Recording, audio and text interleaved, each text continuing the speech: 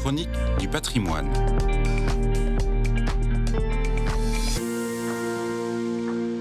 Bonjour, je suis chargée du patrimoine sur le pays de Landivisiau dans le Finistère Nord et également responsable du centre d'interprétation de l'architecture et du patrimoine sur les enclos paroissiaux basés à Guimillot. C'est un petit village de 1000 habitants qui abrite l'un des plus beaux enclos. Donc souvent abrégé par l'acronyme CIAP, les centres d'interprétation de l'architecture et du patrimoine sont des équipements culturels de proximité. Dans le cadre des conventions Villes et Pays d'Art et d'Histoire qui sont signées avec le ministère de la Culture et de la Communication, il y en a un peu plus de 200 actuellement en France, les collectivités territoriales s'engagent à créer un CIAP. Le pays de Landivisiau, faisant partie intégrante du Pays d'Art et d'Histoire de Morlaix et concentrant de nombreux enclos paroissiaux, c'est pour cela que notre exposition permanente permet de comprendre ces ensembles architecturaux uniques au monde qui font actuellement l'objet d'un dossier de classement à l'UNESCO.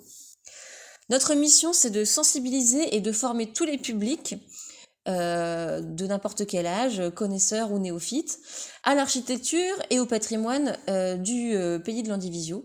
Donc on a un lieu d'information et de pédagogie, on s'adresse en priorité aux habitants du territoire et de la région, mais aussi aux touristes. D'ailleurs, notre établissement accueille l'office de tourisme. Nous avons donc un espace de 100 mètres carrés d'exposition permanente sur les enclos paroissiaux qui peut se visiter gratuitement et en autonomie. Il s'agit de dispositifs que l'on peut manipuler, lire, écouter. Il y a des vidéos et des reproductions pour tout comprendre sur ces ensembles architecturaux construits au XVIe et au XVIIe siècle. Il y a également un espace d'exposition avec 2 à 3 expositions temporaires par an. Elles sont toujours en lien avec le patrimoine culturel local et elles sont assez variées. Par exemple, on peut avoir des vêtements et des instruments de musique traditionnels, mais aussi des gravures, des sculptures, des dessins et des peintures d'artistes contemporains.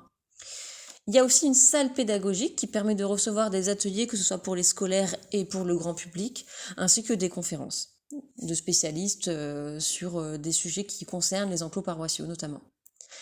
Et pour finir, on a également un jardin qui fait plus de 3000 m² qui permet de recevoir des animations sur le patrimoine naturel, des concerts, de la danse, du spectacle vivant ou encore des reconstitutions historiques. Et ce jardin bénéficie en plus d'une vue exceptionnelle sur le chevet de l'église de Guimillot.